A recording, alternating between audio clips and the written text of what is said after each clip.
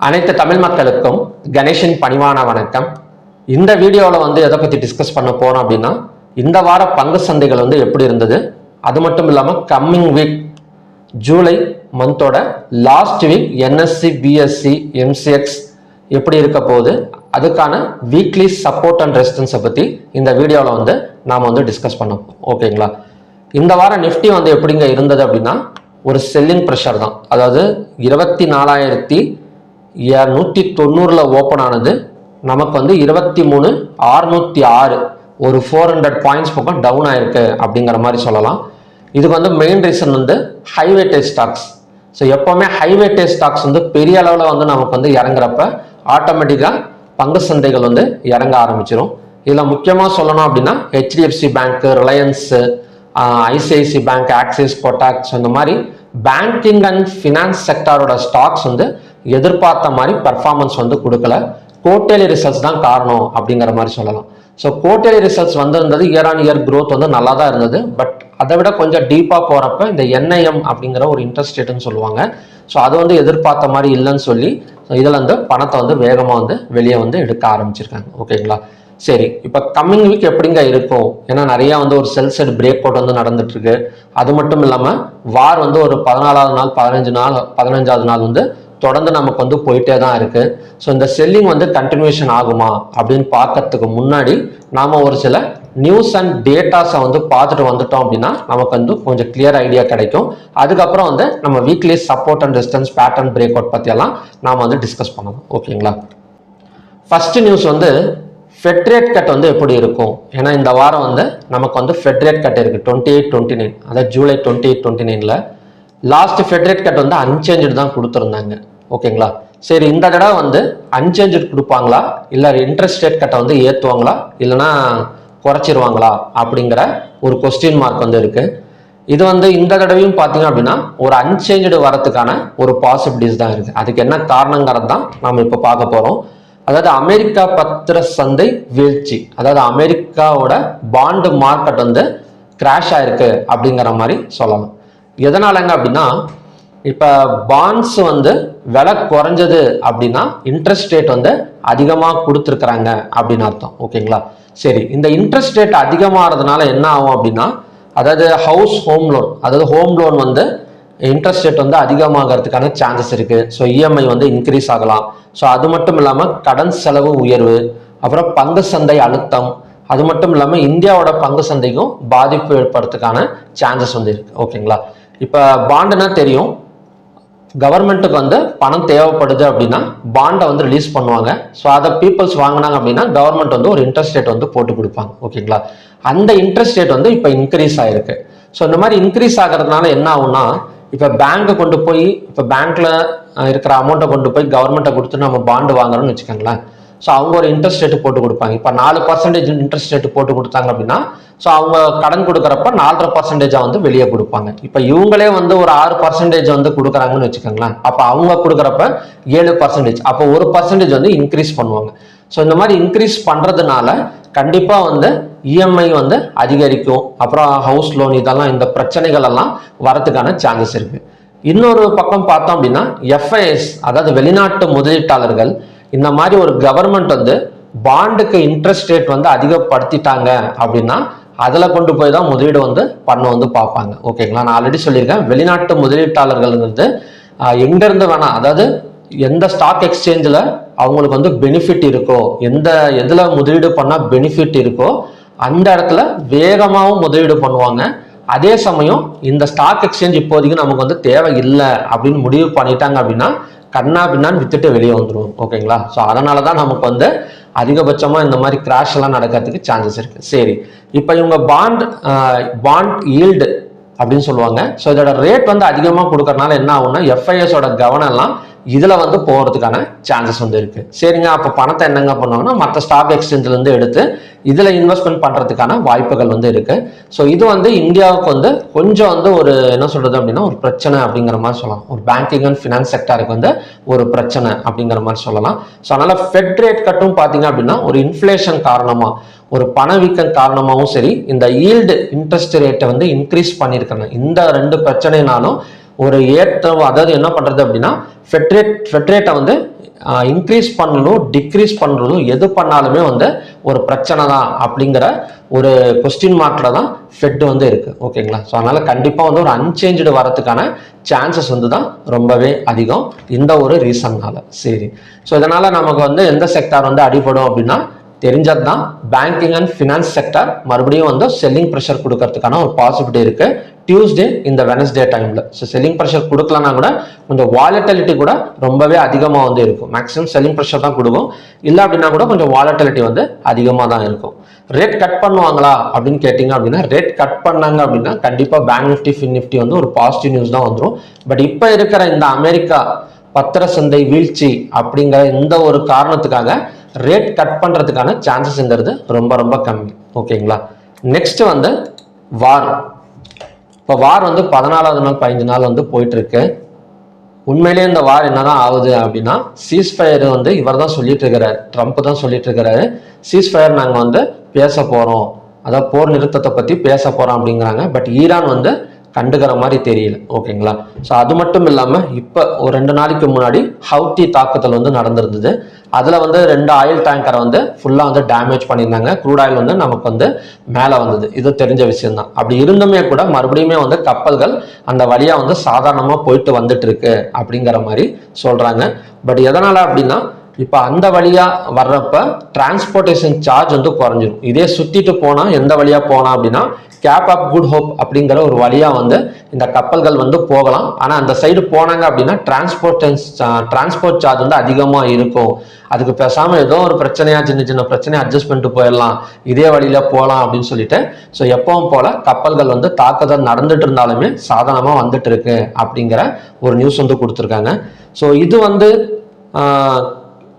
எப்படி வந்து ஒரு கரெக்டாக வந்து வந்துட்டு இருந்தது அப்படின்னா நமக்கு வந்து இந்த ஆயில் அண்ட் கேஸ் இது வந்து கொஞ்சம் வந்து இன்க்ரீஸ் ஆகிறதுக்கான சான்சஸ் இருக்கு. ஆயில் அண்ட் கேஸ் ஸ்டாக்ஸ் எல்லாம் பார்த்தீங்க அப்படின்னா கொஞ்சம் இன்க்ரீஸ் ஆன சான்சஸ் இருக்கு இந்த நியூஸை பேஸ் பண்ணி. ஓகேங்களா? ஸோ ஓகே ஃப்ரெண்ட்ஸ், வார் வந்து இப்போதைக்கு வந்து எப்பவும் போல தான் போயிட்டு இருக்கு அப்படிங்கிற மாதிரி சொல்லலாம். இப்போ நமக்கு இருக்கிற மெயின் நியூஸ் வந்து இந்த ஃபெட் வந்து என்ன பண்ண போகுது அப்படிங்கிறது தான். ஓகேங்களா? ஸோ இதை பேஸ் பண்ணி தான் கம்மிங் வீக்ஸோட பெர்ஃபார்மன்ஸ் வந்து இருக்குமே தவிர வார பேஸ் பண்ணி இருக்குமா அப்படின்னு கேட்டிங்கன்னா கொஞ்சம் டவுட்டு தான். நெக்ஸ்ட் வந்து நம்ம லெவல்ஸ் பார்க்கலாம். ஸோ லெவல்ஸ் பார்க்கறதுக்கு முன்னாடி இந்த ஸ்டாக் ஹீட் மேப் எல்லாம் கொஞ்சம் பார்த்துட்டு வந்துடலாம். இப்போ நான் வச்சிருக்கிறது வந்து 1 வீக் பர்ஃபார்மன்ஸ் தான் வச்சிருக்கிறேன். ஸோ இதில் மெயினாக உங்களுக்கே தெரியும் பார்த்தீங்கன்னா ஹெச்டிஎஃப்சி ஒரு 8.30% பக்கம் டவுன் ஆயிருக்கு. Axis bank, Jio finance, so இதெல்லாம் பார்த்தீங்கன்னா ஃபுல் அண்ட் ஃபுல் நமக்கு பேங்கிங் அண்ட் ஃபினான்ஸ் செக்டரே பெரிய அளவில் வந்து பாசிட்டிவ் கிடையாது. ஸோ 10வது வரைக்கும் ரிலையன்ஸ் வேற சேர்ந்துருச்சு, 1.69% வந்து நெகட்டிவ்ல இருக்கு. ஸோ ஓவராலாக இந்த மாதிரி ஒரு என்ன சொல்றது அப்படின்னா ஹைவேட்டேஜ் ஸ்டாக்ஸ் எல்லாம் குறையிறப்ப இன்வெஸ்டர்ஸ் வந்து கொஞ்சம் உள்ளார வரதுக்கான பாசிபிலிட்டிஸ் வந்து இருக்கு. ஆனால் வர வாரம் அது கூட முடியாது போல இருக்கு. ஏன்னா பாண்டு மார்க்கெட் வந்து குறைஞ்சி அந்த அமெரிக்காவில் போயிட்டாங்கன்னா இன்வெஸ்டர்ஸ் அங்கே போயிட்டாங்க அப்படின்னா மறுபடியுமே வந்து இதில் வந்து விற்க தான் ஆரம்பிப்பாங்க. ஓகேங்களா? 10வது வரைக்கும் நமக்கு வந்து யூஎஸ்டி ஐஎன்ஆர் வேற 96.50 சம்திங்ல ரன் ஆகிட்டு இருக்கு. இது 97 97.5 எல்லாம் வந்தது அப்படின்னா மறுபடியும் விற்கிறதுக்கான சான்சஸ் தான் இருக்கு. ஸோ என்னதான் குவார்ட்டர்லி ரிசல்ட்ஸ் வந்தாலுமே அது வந்து வெளிநாட்டு முதலீட்டாளர்களை வந்து அட்ராக்ட் பண்ணலை அப்படிங்கிறது தான் உண்மையான விஷயம். ஸோ குவார்ட்டர்லி ரிசல்ட்ஸ் வர்றப்ப மட்டும்தான் அந்த குறிப்பிட்ட ஸ்டாக்ஸ் வந்து ஒரு பாசிட்டிவ் ஜோனில் போகுதே தவிர அதுக்கு அடுத்த நாளே ஒரு ப்ராஃபிட் புக்கிங் நடக்கிறத நம்ம தாராளமாக டெய்லியுமே வந்து பார்த்துட்டு தான் இருக்கிறோம். ஓகேங்களா? நெக்ஸ்ட் வந்து ஏடிஆர் வேல்யூஸ். ஸோ ஏடிஆர் வேல்யூஸும் பெரிய திருப்தி அடைகிற மாதிரி கிடையாது. ஹெச்டிஎஃப்சி 11.94% எல்லாம் இருக்கு. Infosys, Wipro, doctor Reddy laboratories. So Reddy laboratories எல்லாம் எதுக்காக குறைஞ்சிருக்கு அப்படின்னா ஒரு 10% வந்து டாரிஃப் போட்டிருந்தாங்க. ஃபார்மா செக்டார் மேலே 200% டாரிஃபே வந்து போட்டிருந்தாங்க. ஓகேங்களா? ஸோ அதனால ரெட்டி லேபரேட்டரிஸ் எல்லாம் பார்த்தீங்க அப்படின்னா 6% வந்து நமக்கு டவுனில் தான் கொடுத்துட்டு இருக்காங்க. ஸோ ஓவராலாக ஏடிஆர் வேல்யூஸும் நமக்கு வந்து நெகட்டிவ் தான். ஸோ குளோபல் மார்க்கெட் எப்படிங்க இருக்கு அப்படின்னா குளோபல் மார்க்கெட் அப்படியே தான் இருக்கு. அது வந்து அந்தந்த நாட்டோட ஒரு பாசிட்டிவ் அண்ட் நெகட்டிவ் நியூஸை பொறுத்து தான் மூமெண்ட் கொடுத்துட்டு இருக்கே தவிர ஸோ வார வச்சு எந்த ஒரு முடிவுமே இன்னும் வராத மாதிரி தான் ஸோ குளோபல் மார்க்கெட் வந்து ட்ரேட் ஆகிட்டு இருக்கு. இப்போதைக்கு வந்து ஒரு நெகட்டிவ் கேண்டில் வந்து ஃபார்ம் ஆயிருக்கு அப்படிங்கிற மாதிரி சொல்லலாம். ஸோ குளோபல் மார்க்கெட் எடுத்துக்கிட்டோம் அப்படின்னா ஒரு இன்வெர்டட் ஹேமர் கேண்டில் வந்து ஃபார்ம் ஆயிருக்கு. ஸோ லோவை பிரேக் அவுட் பண்ணால் கண்டினியூஸாக கீழே வரும், இல்லைன்னா க்ளோஸுக்கு மேலே ஒரு ஓப்பனிங் கொடுத்தா அங்கேருந்து மறுபடியுமே வந்து நமக்கு மேலே வரதுக்கு சான்சஸ் இருக்கு. ஓகேங்களா? ஸோ நெக்ஸ்ட் வந்து நம்ம லெவல்ஸ் பார்க்கலாம். இப்போ நிஃப்டி பார்த்தோம் அப்படின்னா ஒரு ரெக்டாங்குலர் பேட்டர்ன். ஸோ இந்த பேட்டர்னை பிரேக் அவுட் பண்ணிட்டு செல் சைடு க்ளோசிங் வந்து கொடுத்துருக்கு. இப்போ நமக்கு பை எடுக்கணும் அப்படின்னா ஹையர் பிரேக் அவுட் பண்ணால் பை சைடு கன்ஃபர்மேஷன் கிடைக்கும். ஸோ இந்த பேட்டர்னோட ரீடெஸ்ட் வேல்யூ எங்கே இருக்குது அப்படின்னா 24,014. இந்த 24,048 தான் நெக்ஸ்ட் ரெசிஸ்டன்ஸ் ஜோன். ஓகேங்களா? ஸோ மற்றபடி ஒரு கேப் டவுன் விழுந்தா நெக்ஸ்ட் டார்கெட் அண்ட் சப்போர்ட்டுங்கிறது 23,257. ஓகேங்களா? எப்படியும் நமக்கு இந்த பேட்டர்னோட ரீடெஸ்ட் எடுத்தது அப்படின்னா கண்டிப்பாக அங்கேருந்து ஒரு நல்ல பாயிண்ட்ஸ் வந்து குறையறதுக்கான சான்சஸ் வந்து இருக்கு. நெக்ஸ்ட் வந்து பேங்க் நிஃப்டி. ஸோ பேங்க் நிஃப்டியும் சேம் அதே கண்டிஷன் தான். லோவர் பிரேக் அவுட் பண்ணது அப்படின்னா கண்டினியூஸாக நமக்கு வந்து ஒரு 54,712 வரைக்கும் டவுன் ஆகக்கூடிய சான்சஸ் வந்து இருக்கு. ஸோ மற்றபடி ஹையர் பிரேக் அவுட் பண்ணது அப்படின்னா ஸோ நமக்கு அடுத்த ரீடெஸ்ட் வேல்யூ எந்த இடத்துல இருக்குன்னா இந்த இடத்துல இந்த பேட்டர்னோட ரீடெஸ்ட் வேல்யூ வந்து பார்த்தீங்க அப்படின்னா 56,975. அதாவது லோவர் பிரேக் அவுட் பண்ணது அப்படின்னா நமக்கு வந்து இந்த இடத்துல கன்ஃபர்மேஷன் வந்து கிடைச்சிடும். ஸோ இப்போதைக்கு நமக்கு இந்த இடம் தான் ரெசிஸ்டன்ஸ் வேல்யூ 56,975. நெக்ஸ்ட் சப்போர்ட்டுங்கிறது 54,712. ஓகேங்களா? அடுத்தது வந்து சென்செக்ஸ். இப்போ சென்செக்ஸ் பார்த்துக்கிட்டோம் அப்படின்னா ரெசிஸ்டன்ஸுங்கிறது 77,255.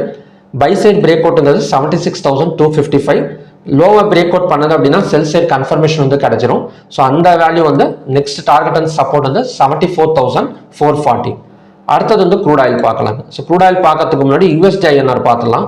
ஸோ யூஎஸ்டி ஐஎன்ஆரை பொறுத்த வரைக்கும் வீக் ஆகிட்டே தான் இருக்கு. அதாவது இந்திய ரூபாயோட மதிப்பு வந்து ரொம்ப வீக் ஆகிட்டே தான் இருக்கு அப்படிங்கிற மாதிரி சொல்லலாம். போதாத குறைக்கு இந்த மாதிரி இந்த ஃபெட்டு அப்புறம் இந்த அமெரிக்கன் பாண்டு வீழ்ச்சி இதெல்லாம் போதாத குறைக்கும் வந்துட்டு இருக்கு.